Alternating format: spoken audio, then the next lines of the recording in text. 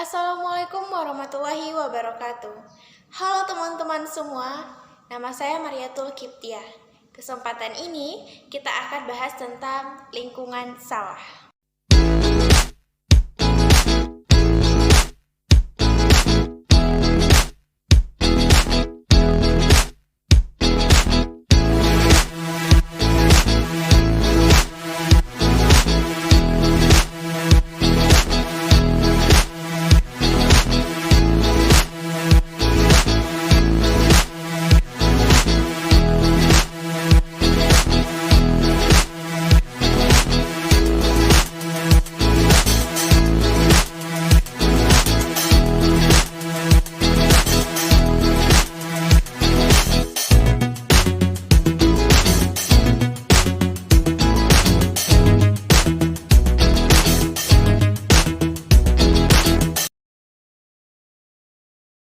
Sawah adalah tanah yang digarap dan diairi untuk tempat penanaman padi.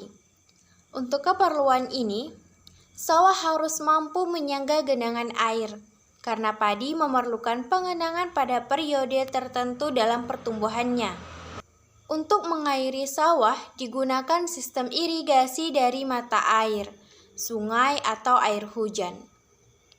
Pada lahan yang berkemiringan tinggi, sawah dicetak berteras atau lebih dikenal dengan terasering atau yang biasa disebut juga dengan sengkedan. Hal ini dilakukan untuk menghindari erosi dan menahan air, sehingga sawah berteras banyak terdapat di lereng-lereng bukit atau gunung. Nah, bagaimana dengan ekosistem? Ekosistem adalah suatu kesatuan hubungan timbal balik antara makhluk hidup dengan lingkungan sekitarnya.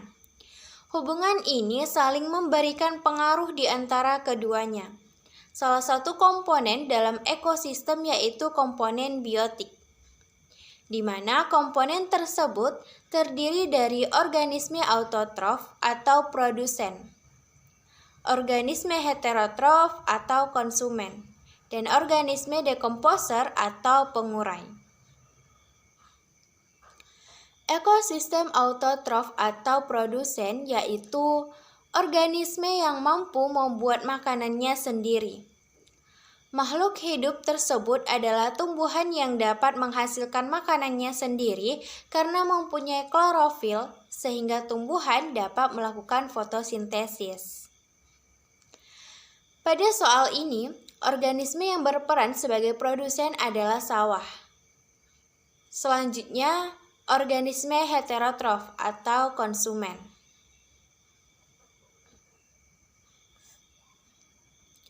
Organisme heterotrof atau konsumen yaitu organisme yang tidak dapat membuat makanannya sendiri, sehingga organisme ini bergantung kepada organisme lain sebagai bahan makanannya.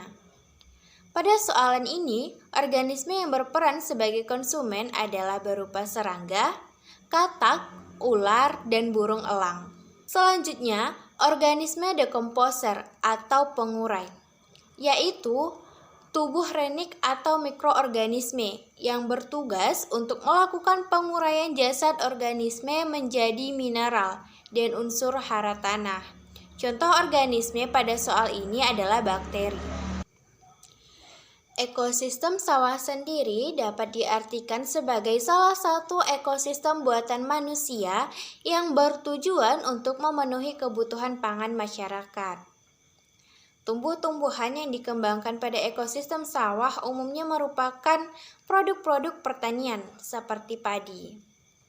Namun pada kenyataannya padi bukan hanya sumber makanan pokok bagi manusia, tetapi juga bagi makhluk hidup lainnya.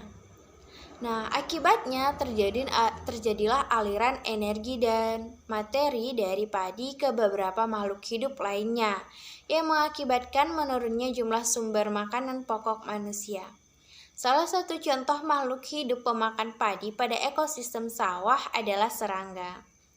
Banyaknya serangga yang mencari makanan pada ekosistem sawah mengundang kehadiran katak pemangsa serangga. Akibatnya, para petani juga harus berhadapan dengan katak yang banyak berada di sawah. Hal ini tentu akan mengganggu aktivitas pertanian masyarakat.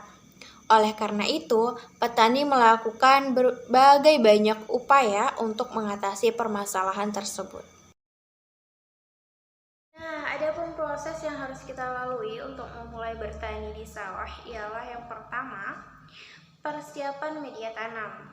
Nah, media tanam untuk menanam padi haruslah disiapkan minimal 2 minggu sebelum penanaman.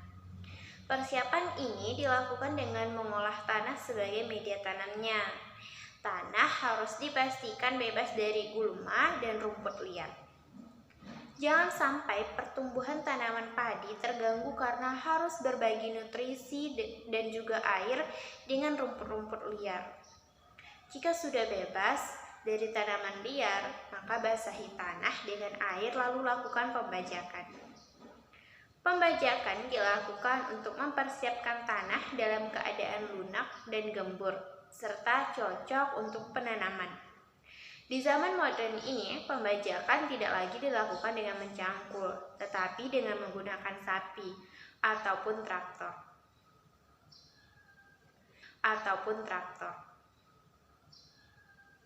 Setelah melalui pembajakan, kembali genangi media tanam dengan air. Air diberikan dalam jumlah banyak untuk menutupi seluruh lahan dengan ketinggian hingga 10 cm. Biarkan air pada media tanam terus mengenang. Air yang mengenang selama 2 minggu akan menyebabkan media tanam menjadi berlumur dan racun pun dapat hilang karena ternetralisir. Proses selanjutnya adalah pemilihan bibit. Bibit pada tanaman padi harus melalui pengujian terlebih dahulu untuk menentukan kualitasnya. Pengujian dilakukan dengan merendam sekitar 100 benih atau 100 butir benih padi dalam air. Setelah 2 jam, periksalah benih tersebut. Cara menanam benih padi yaitu dengan pemeriksaan benih dilakukan dengan mengidentifikasi perubahan pada benih. Jika terdapat lebih dari 90 butir benih atau lebih dari 90% benih mengeluarkan kecambah, maka artinya benih tersebut berkualitas unggul dan bermutu tinggi. Tentu, benih yang berkualitas unggul dan bermutu tinggi inilah yang layak untuk dibudidayakan. Sedangkan jika benih tidak menunjukkan tanda seperti yang disebutkan tersebut, artinya benih tersebut tidak disarankan untuk dibudidayakan.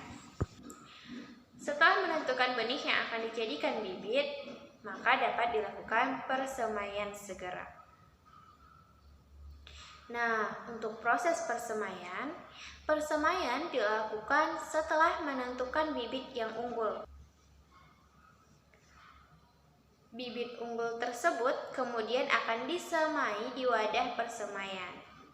Wadah persemaian terlebih dahulu harus disiapkan. Kebutuhan wadah semai diberikan dalam perbandingan sebesar 1:20. Nah, misalkan akan menggunakan lahan sawah sebesar 1 hektar. Maka wadah persemaiannya sekitar 500 meter persegi. Lahan pada wadah persemaian haruslah juga berair dan berlumpur. Berikan pupuk urea dan pupuk TSP pada lahan persemaian dengan dosis masing-masing 10 gram per 1 meter perseginya. Jika lahan persemaian sudah siap, sebarkan benih yang telah berkecambah dengan merata. Selanjutnya adalah proses penanaman. Proses penanaman dilakukan setelah benih pada proses persemaian telah tumbuh daun sempurna sebanyak 3 hingga 4 helai. Jangka waktu dari persemaian ke bibit siap tanam umumnya sekitar 12 hingga 14 hari saja. Jika sudah siap tanam, pindahkan bibit dari lahan semai ke lahan tanam. Pemindahan dilakukan dengan hati-hati dan tidak merusak tanaman. Penanaman dilakukan pada lubang-lubang tanam yang telah disiapkan. Khusus untuk tanaman padi, dalam satu lubang dapat ditanam 2 bibit sekaligus. Penanaman dilakukan dengan memasukkan bagian akar membentuk huruf L agar akar dapat tumbuh dengan sempurna. Sedangkan bibit ditanam pun ditentukan berkisar pada rentang 1 cm hingga 15 cm. Masa penanaman padi lebih baik dilakukan 2 kali dalam setahun berdasarkan masa penanamannya yang ideal. Selanjutnya untuk perawatan lahannya. Nah, perawatan dilakukan dengan 3 hal, yaitu penyiangan, pengairan, dan pemupukan. Penyiangan dilakukan dengan menjaga kebersihan lahan dari tanaman pengganggu. Penyiangan harus dilakukan rutin setiap periode waktu tertentu. Bisa dilakukan 2 minggu sekali atau 3 minggu sekali. Pengairan diberikan sesuai kebutuhan seperti pada tanaman lainnya. Pastikan tidak ada kekurangan atau kelebihan air. Selanjutnya, untuk pemupukan dilakukan pertama kali setelah tanaman padi berusia 1 minggu. Jenis pupuk yang diberikan adalah pupuk urea dengan dosis 100 kg per hektar. Jenis pupuk yang diberikan adalah pupuk urea dengan dosis 100 kg per hektar dan pupuk TPS dengan dosis 50 kg per hektarnya. Pemupukan selanjutnya dilakukan setelah 25 hari hingga 30 hari setelah penanaman. Diberikan kembali pupuk urea dengan dosis 50 kg per hektar dan pupuk Ponska dengan dosis 100 kg per hektar. Nah, teman-teman bisa melihat di belakang saya adalah bagaimana setelah prosesi panen padi dan sebelum penanaman padi atau sebelum masyarakat kembali turun ke sawah, maka keadaan sawah itu dipenuhi dengan gulma dan juga rumput-rumput liar lainnya. Sehingga harus dilakukan pembajakan terlebih dahulu agar rumput-rumput liar ataupun gulma tersebut tidak mengganggu pertumbuhan padi nantinya ketika akan kembali bertani. Untuk pengairan sawah sendiri di daerah ini, pengairan untuk air sawah itu berasal dari bendungan atau waduk yang ada di daerah ini. Ada sebuah kebiasaan di daerah ini, yaitu diantara setelah selesai prosesi panen dengan akan kembali turunnya para petani ke sawah, yaitu ada kegiatan membuat lemang atau yang biasa disebut dengan mangalemang. Dan kemudian ada juga masyarakat membuat sebuah pengajian atau yang hal-hal ini biasa disebut dengan membayar nazar. Nah, teman-teman bisa melihat di belakang saya bahwa sawah di lingkungan sekitar tempat tinggal saya, pada tepi-tepi sawahnya itu ditanami tumbuhan pinang ataupun tumbuhan kelapa. Hal ini dilakukan selain dari memanfaatkan lahan, juga bertujuan agar tanah atau gundukan tanah tersebut tidak runtuh ke sawah sehingga menyebabkan tanaman padi akan rusak. Nah, untuk cara panen padi itu sendiri, cara panen padi varietas unggul baru dengan sabit dapat dilakukan dengan cara potong atas, potong tengah atau potong bawah, tergantung dari cara perontokannya.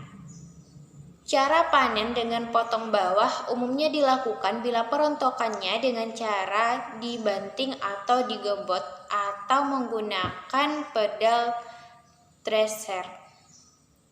Nah, panen padi dengan cara potong atas atau potong tengah bila dilakukan perontokannya menggunakan mesin perontok. Cara panen dilakukan dengan cara potong bawah, yaitu 5-10 cm di atas permukaan tanah menggunakan sabit. Padi yang telah dipotong dikumpulkan atau digunduk dengan menggunakan alas plastik dengan ukuran 1 x 1 meter. Penundaan perontokan dalam bentuk gundukan tidak boleh lebih dari 1 malam. Gundukan padi dibungkus alasnya, diangkut ke lokasi perontokan. Gundukan dipindahkan ke alas perontokan dari bahan plastik atau terpal yang berukuran 6 x 6 meter. Sebaiknya langsung dilakukan perontokan. Namun bila dilakukan penundaan perontokan dalam bentuk gundukan, tidak boleh lebih dari 1 hari. Gundukan padi diberi alas